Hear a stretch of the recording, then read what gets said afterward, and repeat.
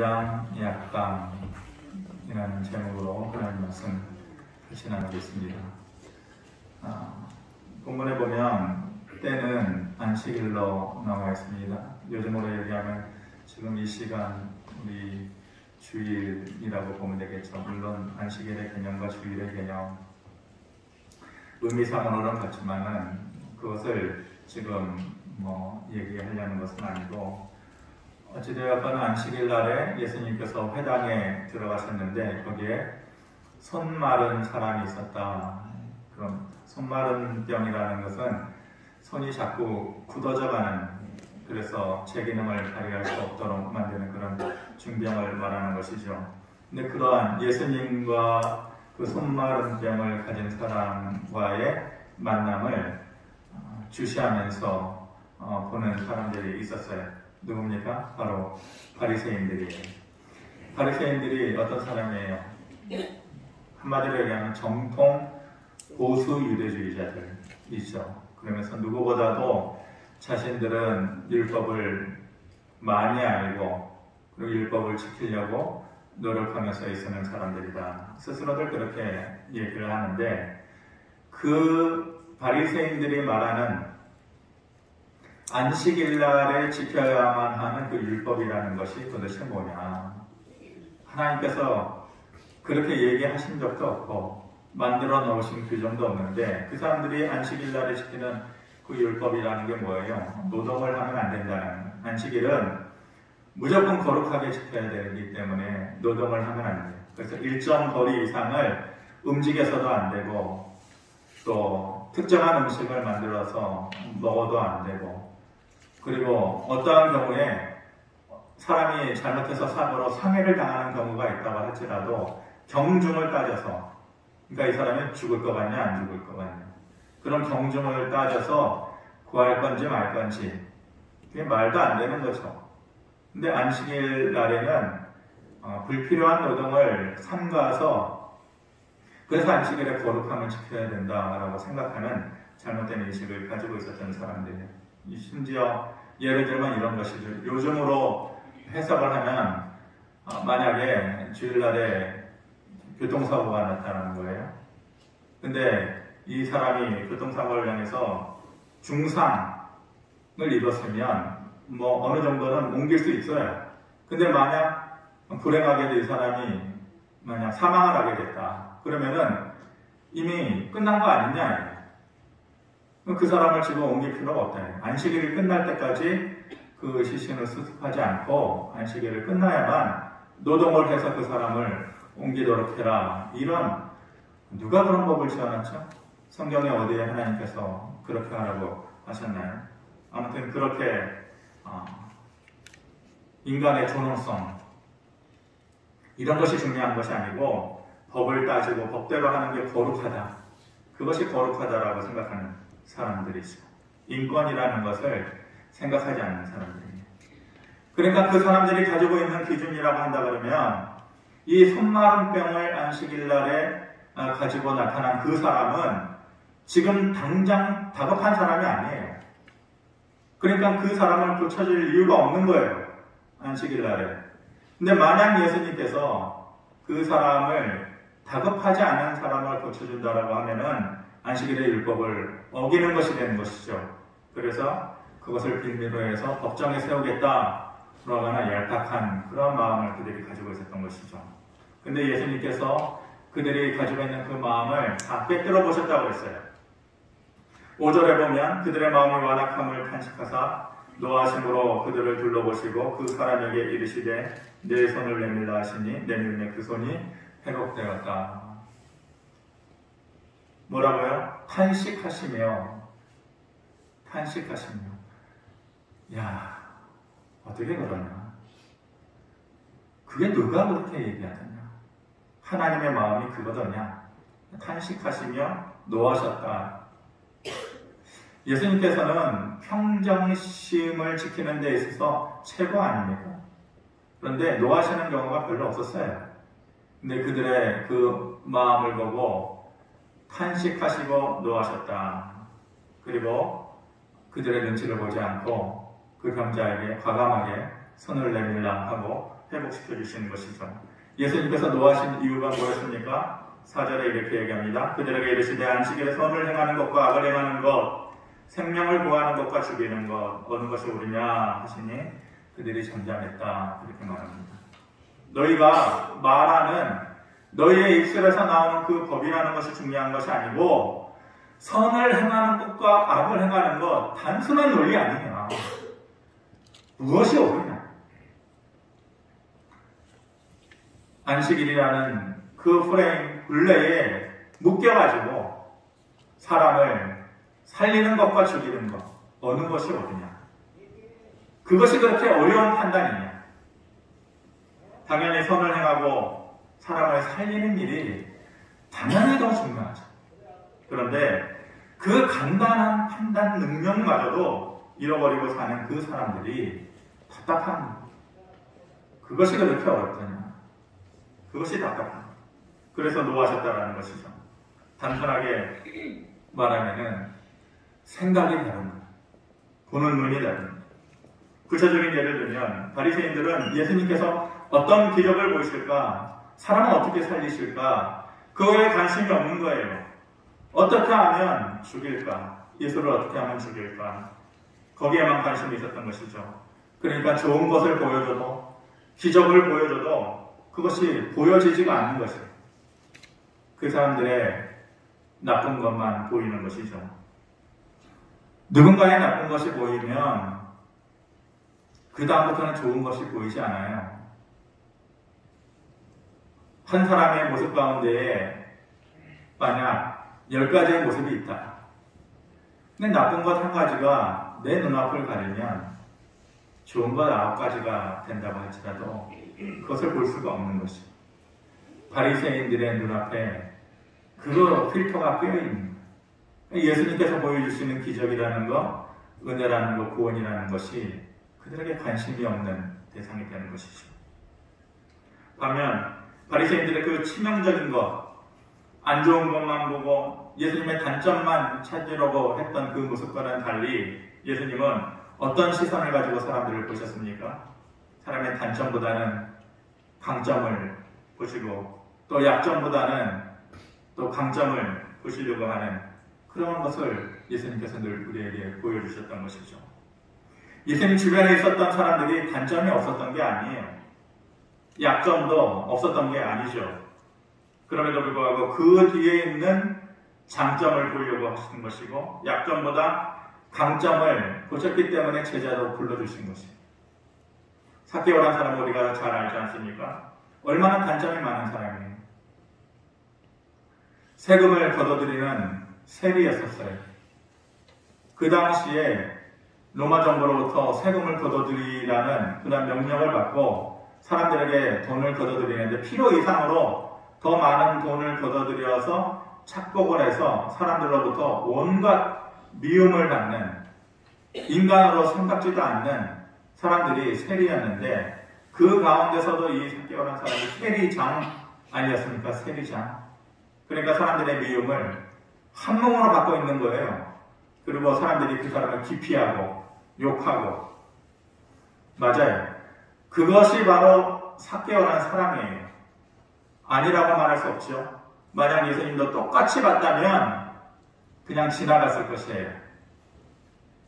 삭개오가 단지 나무 위에 올라갔다는 이유만으로 예수님께서 그를 만나 주셨을까요?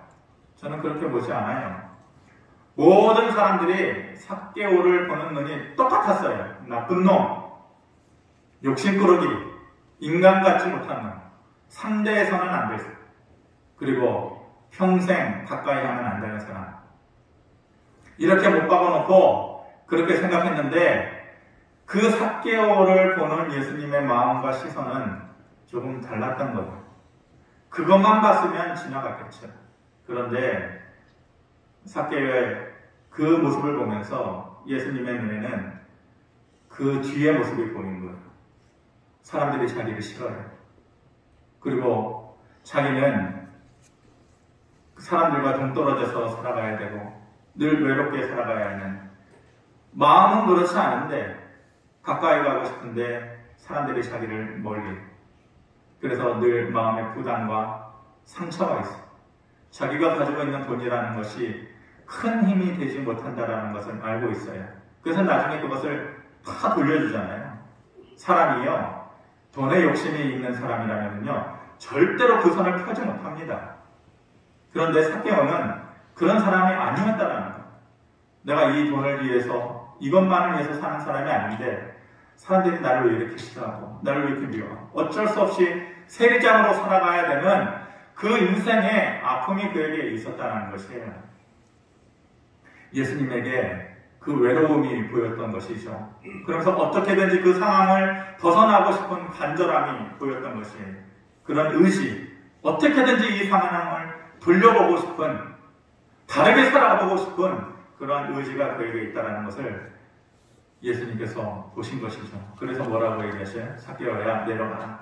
오늘 내가 너희 집에 좀 있어야겠다. 그렇게 말씀하신 것 아니에요. 그 사람의 단점보다 숨겨진 속마음을 보실 수 있고, 그리고 변하고자 하는 그의 마음을 예수님께서 꿰뚫어 보신 것이죠. 만약 사람들의 판단에만 예수님께서 휘둘렸다면, 사람들의 말에만 묶여 있었다면 인간 같지 않은 사람이에요. 예수님 쳐다보지도 마세요. 만약 그 말에 묶여 있었다면 삭개오의 변화는 없었을 것이에요. 예수님께서 그뿐만 아니라 사람의 약점보다는 그 사람이 가지고 있는 강점을 보시는 것이 예수님의 특성이었어요.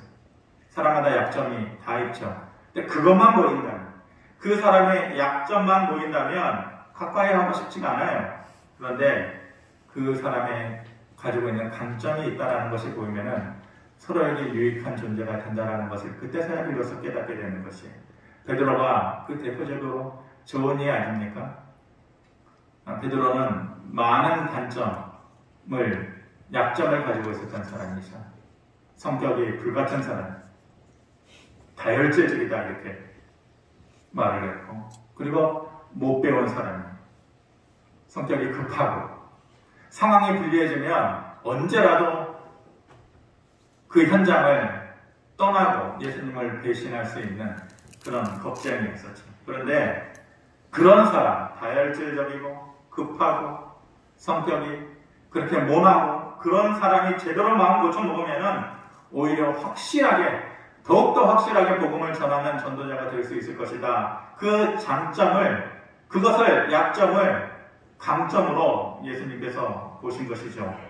그리고 그 보는 눈은 맞아떨어졌어요.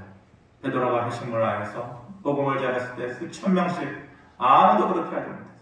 수천 명씩 돌아오고 결국은 말씀 위에 그가 서서 초대 교황이 되어지는 그러한 은혜를 누리지 않습니까? 그런 그의 성격도 강점이 될 수 있다고 보셨기 때문에 그것이 가능한 일이에요. 그런데 바리새인들은 예수님의 생각과 정반대로 보는 사람이죠. 생각이 달라요. 보는 눈이 서로 다른 것이에요. 생각이 다르고 보는 눈이 다르고, 그래서 선택하는 것이 다르면은 결국은 다른 길을 가게 돼 있어요. 그런 사람은 누구하고의 다른 길을 가게 돼 있는 거예요? 하나님의 길과 다른 길을 걷게 되는 거예요. 그래서 은혜와 구원의 길에서 멀어질 수밖에 없는 사람들이 바로 바리새인들인 것이죠. 우리도 마찬가지예요. 하나님의 은혜를 받으려면 하나님이 가지신 속성을 먼저 알아야 돼요. 하나님이 어떤 마음을 가지신 분이냐, 어떤 시선을 가지신 분이냐, 그것을 깨달아야 돼요. 단점보다 장점을 보려고 하고, 약점보다 강점을 보려고 하고, 그것이 하나님의 뜻이고 하나님의 마음이다. 그래서 제목이 단장, 약강이라고 하는 것이, 단점보다 중요한 것이 장점을 보는 것입니다. 약점만 바라보지 말고 가지고 있는 강점을 바라봐라라는 것이죠. 자녀들을 키울 때에 자꾸 약점을 드러내는 우를 범해요. 왜냐? 부모가 부모답지 못해서. 근데 여기에 부모다운 사람 한번 손들어 보세요. 부모 연습 잘해서 첫 번째 부모 되고 두 번째 부모 된 사람 있어요? 부모 연습한 사람 아무도 없이 부모가 돼요. 세상에서 말하듯이 어쩌다 어른이 된 사람들도 참 많아요. 그러니 실수할 수밖에 없죠. 그런데 그 실수가 반복되고 반복되는 것이 중요한 것이죠. 그것을 피하는 것이 중요해요. 처음에는 내 기준에 맞지 않고, 그런데 가만히 생각해보면요, 자기가 못했던 거예요. 근데 자기가 못했던 것을 자꾸 자식에게 하라고 하고 짐을 지어주는 것이죠. 그런데 나중에는 깨달아져야 돼요. 그래서 내가 이러면 안 되지. 그리고 자녀에게 있는 약점만 보고 너는 왜 이렇게 못하냐? 습관적으로 이렇게 말을 하면 상처를 주는 거야. 너는 이것은 못하지만 너는 그래도 잘하는 게 있잖아. 미를 맞으면 어떠냐? 미를 맞으면 참 어이없는 얘기지만 우리 누구라고 얘기는 못하는데 우리 애들이 둘째 둘이 있어요. 근데 첫째 아니고 첫째 아니니까 학교 다닐 때 성적표를 가져왔는데 시험을 잘 봤다는 거예요. 그 시험 잘 본 게 그럼 뭐냐? 미를 맞아왔는데 그걸 잘 봤다는 거예요. 잘 봤다.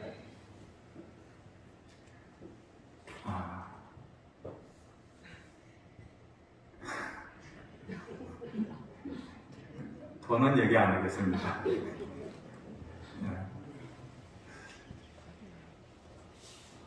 잘하는 것을 인정해 줄 줄 알고 못하는 것만 얘기하면은 자꾸만 자존감이 줄어들고, 그래서 처음에는 그걸 못했는데 처음에는 부모가 못되니까, 왜냐? 부모다운 부모를 처음부터 잘하는 사람이 얼마나 있을까요? 아버님이 안 계셨기 때문에 좋은 아버지가 되어야겠다라는 것을 어렸을 때부터 생각했는데 마음같이 안 되는 거예요. 생각만큼 안 돼요. 하지만 깨달아지면 그때부터는 하는 거예요. 그때부터는. 그래서 너가 잘하는 것 있잖아. 그때를 기다리고 또 그것을 바라볼 줄 알고 약점보다는 강점을 볼 줄 알고, 그렇게 해서 유명해진 사람들이 얼마나 많습니까? 멀리서 찾을 것도 없어요. 우리 교회도 보면 멀리서 찾을 것도 없고, 우리 교회도 보면 약점을 가지고 또 단점을 가지신 분들이 덜어 있죠. 근데 교인들이 수천 명 되고 수만 명 되고 그러면은 누구라고 얘기하면은 눈치 못 챌 텐데, 기껏해야 우리 눈앞에 다 보이는 분들이라 돌려서 얘기해도 누구라고 뻔히 다 아실 것 같아요.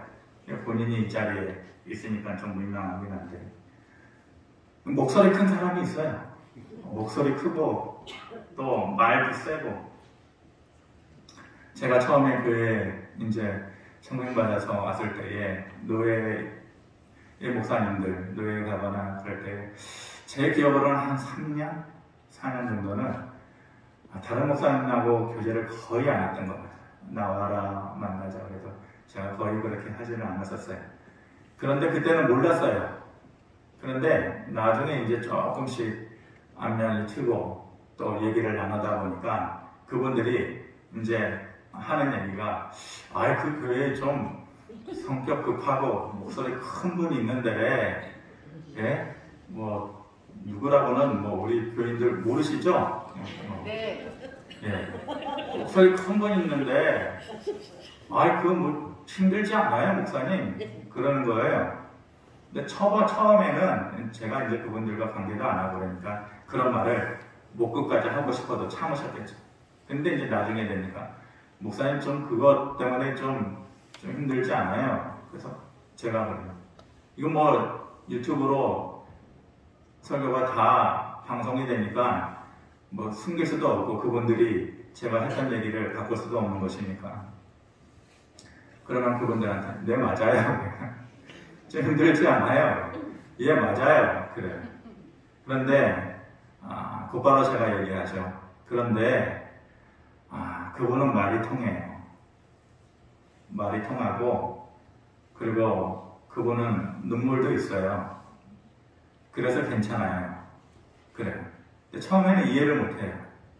왜냐하면은 몰랐던 부분이니까. 근데 못 보는 거예요.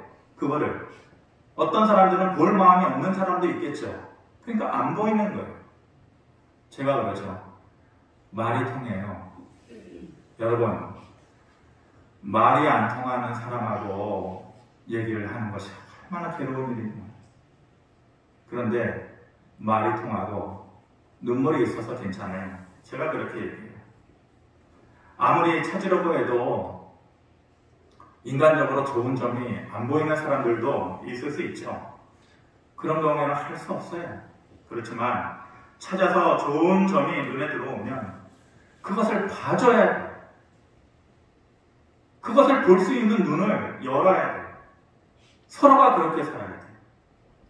다른 사람을 볼 때도 그렇고 자기 자신을 볼 때도 단장, 약강해야 돼요. 자기 자신을 볼 때도 약점만 바라보지 말고 내 안의 강점이 무엇인가 그것을 봐야 합니다. 어떤 사람들은 자기에게 좋은 점이 있음에도 불구하고 자꾸 약점에만 집중하는 사람이 있어요. 저도 약간 그런 스타일이 조금 있어요. 좋은 점과 강점이 있는데 자기가 못하고 약하다고만 생각하는 거예요. 그건 사탄이 주는 마음이에요. 하나님의 마음은 내가 먼저 내 자신을 봤을 때에 내 자신을 사랑할 줄 알고 내 안에 어떤 강점이 있어서 내 자신을 사랑할 줄 알고 그 마음이 퍼져나가서 이웃을 사랑하고 그 다음에 하나님을 사랑하는 것, 이것이 하나님께서 주시는 마음이에요. 그런데 사탄은 그 마음을 묶어버리죠. 잘하는 것, 강점이 있는데도 약점에 집중하게 만드는 거예요. 그래서 자기 자신을 사랑하지 못하게 만드는 거예요. 자기 자신을 사랑하지 못하니까 내 이웃을 사랑하지 못해요.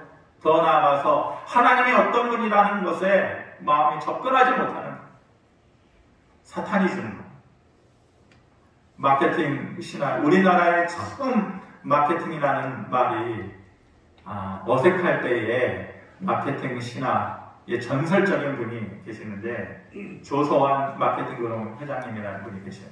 제가 최근에 이런저런 생각과 고민이 좀 많았었는데 어떤 분이 타이밍 딱 맞게 이 영상을 하나 보내주셨는데 이번에 대해서 제가 그전에는 몰랐었죠. 그런데 알게 됐어요. 여러분들 마케팅 이분이 그 히트시킨 상품 중에 2080 치약 이분이 히트시킨 것이고 또 지금도 저도 뭐 기억나요. 뭐 관심 없는 뭐 화장이나 이런 건 관심 없는데 화장은 뭐 바르는 것보다 지우는 게 중요해요. 뭐 이런 광고 문구 다 이분이 만드셨다고 해요. 그런데 너무 불행한 젊은 시절을 사셨던 분이죠. 부대에서 소대장일 때에 수류탄 사고가 나가지고 부대원들을 살리기 위해서 수류탄을 멀리 던지려고 하는 그 순간에 들어서 던지는 순간에 머리 위에서 그 수류탄이 터진 거예요. 그래서 철모를 쓰고 있었지만은 그거를 뚫고 들어가가지고 온몸은 다 다른 부분은 머리는 이제 철모를 쓰고 있으니까 온몸은 만신창이가 되고 보기에는 지금은 멀쩡해 보이지만은 머리에 24개의 파편이 들어가는 거예요. 그래서 그것을 어렵사리 다 제거를 했는데 젊었을 때 가졌던 꿈이 산산조각 난 거죠. 그러면서 자기가 앞으로 군인으로서 어떻게 성공을 하고 그런 모든 소망들이 다 사라져버리고 그리고 그 사건으로 인해서 이분이 오른손이 없어요. 의술을 끄고 있는 거예요. 그러니까 오른손잡이가 오른손이 없으니까 얼마나 그것이 삶이 고달프고 힘들겠어요. 몸은 완전히 망가지고. 그래서 죽고 싶은 마음을 가졌는데 딱 한 가지 걸리는 게 이제 정말로 자기가 사랑하고 좋아하는 여자가 있었는데 말을 할 수가 없고 그 여자에게 가가지고 내 몸을 보일 수도 없고 만약 내 몸을 보였을 때 그 여자가 떠나가면 나는 더 큰 상처를 받을 거라고 주저주저 하다가 그래도 마지막으로 한번 보고 헤어지더라도 헤어지자. 그래가지고 자기의 몸을 상태를 보여주고 그 여자에게 사랑하냐 그래도 사랑하냐 그랬더니 고개를 두 번 끄덕끄덕 거리더래요. 그래서 그때 마음먹은 것이 세상을 무슨 일이 있어도 이 한 사람을 위해서 살아가야겠다. 정말 굳게 마음을 먹고 오른손이 없으니까 왼손으로 연필 잡고 글씨 쓰는 걸로 하고 이제 말하는 걸로 자기가 영어를 잘하니까 이제 손으로 하지 않아도 열심히 공부해가지고 어찌됐건 살아보자. 근데 삶이 그렇게 녹록한가요? 그렇지 않죠. 애도 생기게 되고 학교는 아직 졸업도 못했는데 여러 가지 악재가 겹친 거예요. 근데 국가유공자로 이렇게 사람들에게 알려지긴 했는데 정작 회사에 취직을 하러 가려고 그러면은 이 의수한 이 오른손을 보고 안 된다는 거예요. 순전 거짓말을 하는 거예요. 국가유공자에게 유리하게 해준다. 그래서 아무리 해도 취직도 안 되고 그래서 마지막으로 이제 A라고 하는 정말 유명한 회사의 신입사원 면접을 보러 갔는데 이제 말하지 말아야겠다. 내 손이 없다라는 거 국가유공자라는 것도 말하지 말아야겠다 싶어가지고 이제 면접관 앞에 딱 섰는데 예리하게 면접관이 그것을 딱 찾아내더래요. 그래서 손이 없으니까 면접하는 그 현장에서 불합격 통지를 내더래요. 당신은 안 돼요. 그래가지고 돌아와서 1호선 전철을 타고 회기역으로 돌아가는 그 길목에 전철이 들어오는데 거기에 그냥 뛰어들고 싶더래요. 야, 이게 해도 안 되는구나. 아무리 마음을 굳게 먹어도 안 되는구나. 그런데 타고 가다가 무슨 마음이 들었는지 정말로 떨어지고 그래서 그 아픈 마음을 가지고 돌아가는 길에 안 되겠다 싶어가지고 면접장으로 다시 뛰어가가지고 한번 끝난 사람, 불합격 통지된 사람 들여보내주겠어요? 잠깐이면 된다고 사정사정 해가지고 뛰쳐들어가듯이 면접장 안으로 들어가가지고 자기가 고함을 치듯이 내가 잘못해서 오른손이 없어진 것도 아니고 나라를 위해서 충성하다가 이렇게 된 것이고 그리고 사람이 살면서 펜대를 굴리는데 양손에 펜 잡고 동시에 글 쓰는 사람이 어디 있냐고. 한 손이면 충분하지 않냐. 그리고 나 같은 사람은 어영부영 살 수도 없다. 최선을 다해서 살 거야. 기회를 달라. 그렇게 고함을 지르듯이 그렇게 절규하듯이 얘기를 하니까 그 자리에 그 A 회사 여자 회장님, 유명한 회장님인데 그 회장님이 절규하듯이 말하는 자기를 보면서 전공이 뭐예요? 물어보거든요. 그래서 영문학이에요. 그러니까 영어 잘하시겠네요. 지금 당신 말한 거를 영어로 다시 해보세요. 그러더래요.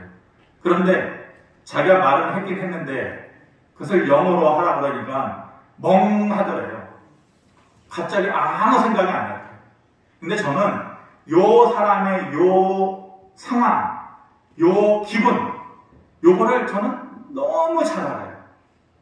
똑같은 경험을 제가 했기 때문에 그럴 때는요, 내가 그것을 할 수가 없어요. 머리가 멍해지고 내 능력으로는 안 돼요. 그런데 딱 이 순간에 이분 말씀이 자기가 아무것도 못하고 멍하니 있는데 그 순간에 하나님께서 그렇게 자기에게 지혜를 주시더래요. 이 사람이 하나님 믿는 사람인지 아닌지 몰랐고 하나님 믿는 사람이기 때문에 제가 여러분들 소개하는 거 별거 아니에요. 그냥 이분이 말씀이 그 순간에 하나님께서 그런 지혜를 주시요. 성환아, 그냥 무슨 말이든지 해라. 말해도 앞에 있는 사람들은 다 못 알아듣는다. 그러니까 무슨 말이든지 해라. 갑자기 그 음성이 딱 들리더래요. 그래가지고 옳다구나 해가지고 용기 있게 자기가 잘하는 것도 저도 똑같은 경험을 했거든요. 직장 다닐 때에 외국 회사 담당을 했었는데 서울 지하철 공사 또 공무원들하고 이런 고위직들 이렇게 통역하는 일을 실력이 부족함에도 그 일을 할 수밖에 없었어요. 그런데 그런 상황이 되었을 때에 못해요. 다리가 후들후들거리고 입이 벌벌 떨려가지고 안 돼요. 그런데 하나님께서 지혜를 주시고 능력을 주시더라고요. 지나고 나면은 내가 어떻게 했는지 기억도 안 나요. 근데 그렇게 되더라고요. 그래서 제가 저분의 그 상황의 그 마음을 그대로 제가 이해를 하는 것이죠. 그래서 그분이 그 회사를 입사를 하게 되고 그 이외에도 쉽지 않은 일이 많이 있었어요. 그냥 마케팅이라는 것을 공부해가지고 지금은 KT잖아요. 그 전에는 뭐라고 KTF라고 불렀잖아요. 거기 부사장이 된 분이에요. 근데 그분의 마지막 말이 뭐냐면은 제가 만약 내 오른손 날아가 버린 이 오른손에 집중을 하고 살았다면, 내가 가지고 있는 약점을 보고 살았다면 이 자리에 올 수 없을 것입니다. 내 안에 치명적인 약점이 있지만 그것을 보지 않고 내 안에 조금이라도 남아있는 강점을 보면서 살았기 때문에 이 자리에 올 수 있었다고. 그 말이 제가 마음에 듭니다. 여러분, 저나 여러분들이나 단점이 많아요. 그리고 내가 살아가면서 왜 이렇게 약점이 많을까? 자꾸 거기에 내 마음이 빼앗겨요. 거기에 마음을 빼앗기는 것은 하나님 주시는 마음이 아니에요. 그 약점을 보고 살면 내 안에 있는 강점이 보이지가 않는 것이죠. 그 신입사원 면접 현장에서 하나님께서 주신 음성이 우리에게도, 그 지혜가 우리에게도 있게 되어지기를 바랍니다. 내 자신이 만들어낼 수 없어요. 그런데 어느 순간인가 하나님께서 내 안에 있는 강점을 들어 보여줄 때가 있을 것이라고 저는 확신합니다.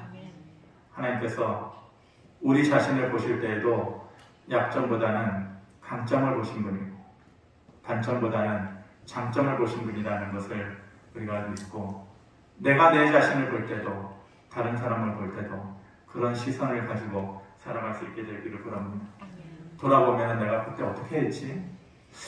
그때 그것을 내가 어떻게 했을까? 그럴 때가 참 많아요. 그럴 때에는 내가 한 것이 아니라 하나님께서 우리에게 도움을 주셨기 때문에 그 일을 넉넉히 해낼 수 있었던 것 아니겠습니까?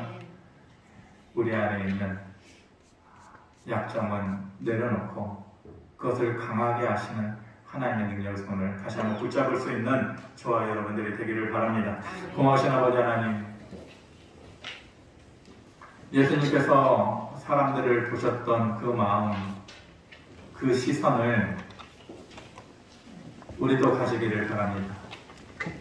단점보다는 장점을 보고, 내 자신을 볼 때에도 약점보다는 강점을 볼 수 있는 그런 마음을 가졌어. 하나님께서 내 인생에 원하시는 삶의 모습대로 살아갈 수 있는, 다시 한번 어려움을 딛고 일어설 수 있는 그런 사람을 살아갈 수 있도록 하나님 능력과 은혜를 더하여 주시옵소서. 예수님의 이름으로 기도합니다. 아멘.